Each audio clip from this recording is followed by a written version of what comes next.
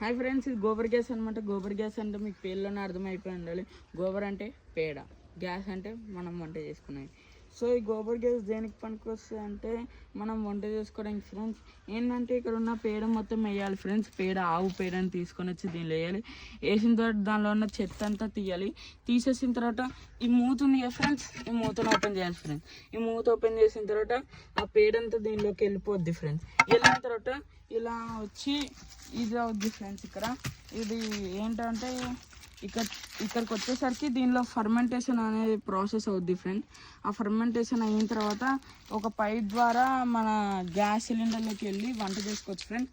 ఆ పైప్ మీకు కనిపించలేదు ఎందుకంటే అది మేము కనిపించకుండా పెట్టాం ఫ్రెండ్స్. సారీ ఫ్రెండ్స్, మీకు కనిపించదు. సో ఆ గ్యాస్ సిలిండర్ ద్వారా వెళ్ళిపోయి మనం వంట చేసుకోవడానికి ఉపయోగించవచ్చు friends. So bye friends, like చేయండి, సబ్స్క్రైబ్ చేయండి, షేర్ చేయండి. Bye friends.